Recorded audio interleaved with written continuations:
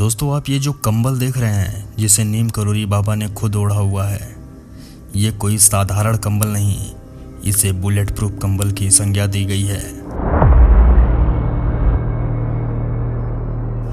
बाबा के अनेकों भक्तों में से एक बुजुर्ग दंपत्ति भी थे जो फतेहगढ़ नामक स्थान पर रहते थे।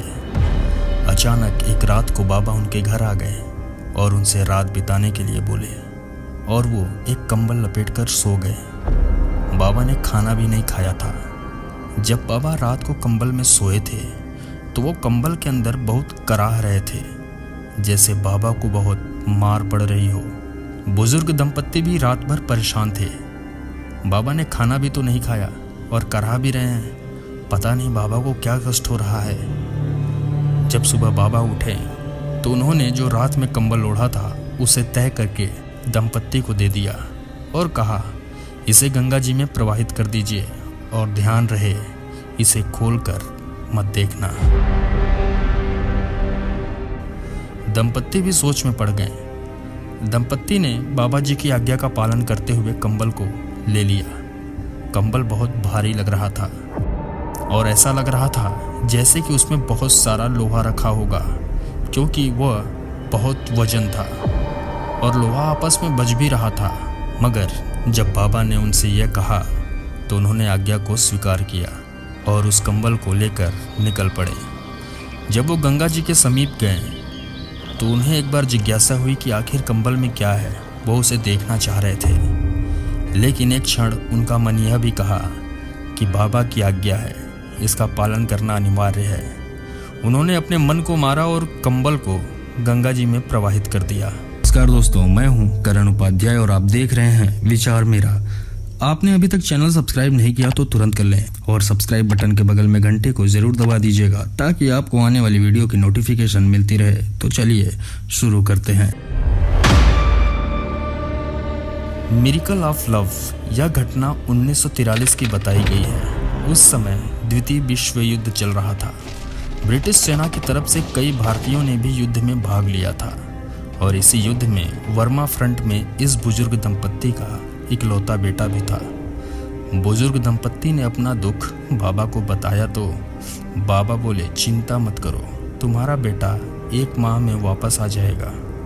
वास्तव में उनका बेटा 1 महीने बाद द्वितीय विश्व युद्ध से सकुशल घर वापस आ गया और उसने अपने माता पिता को बताया कि युद्ध की एक रात उसके साथ यह चमत्कार हुआ है।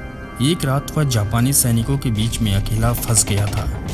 जापानी सैनिक रात भर गोलियां बरसाते रहे, लेकिन उसे एक भी गोली छू तक नहीं पाई और दूसरे दिन सुबह ब्रिटिश फौज उसकी सहायता के लिए पहुंच गई और वह सकुशल घर वापस आ पाया। इतना सुनते ही बूढ़े दंपत्ति की आंखें भर गईं, क्योंकि जिस रात का जिक्र उनका बेटा कर रहा था, ठीक 1 महीने पहले बाबा नीम करोली उनके घर आए थे और उनको बाबा के कराहने और भारी कंबल का राज समझने में देर न लगी। जब बाबा के इस प्रकार की चमत्कारी घटनाओं का वर्णन उनके शिष्य रामदास ने अपनी पुस्तकों में किया तो बाबा की कीर्ति विश्व में फैलती चली गई। नीम करोली बाबा को उनके भक्त हनुमान जी के अवतार मानते हैं। बाबा हनुमान जी के परम भक्त थे। बाबा नीम करोली ने दुनिया भर में हनुमान जी के 108 मंदिर बनाए।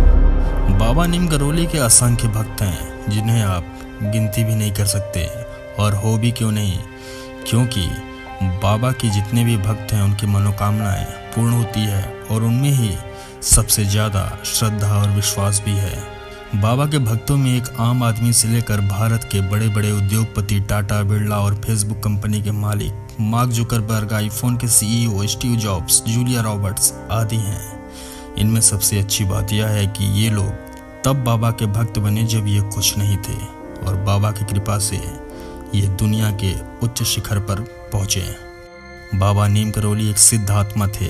बाबा कई प्रकार की सिद्धियों के स्वामी थे।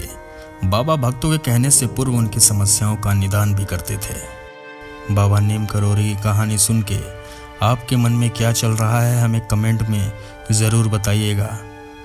एक बार प्रेम से बोलिए जय हनुमान जी की। दोस्तों उम्मीद करता हूँ आपको वीडियो पसंद आया होगा। अगर वीडियो पसंद आया हो तो वीडियो को लाइक ज़रूर करिएगा और साथ में अपने परिवार दोस्तों में शेयर भी करिएगा और जाते जाते चैनल को सब्सक्राइब कर दीजिएगा। फिर मिलेंगे अगली वीडियो में और भी अहम जानकारी के साथ। तब तक के लिए धन्यवाद।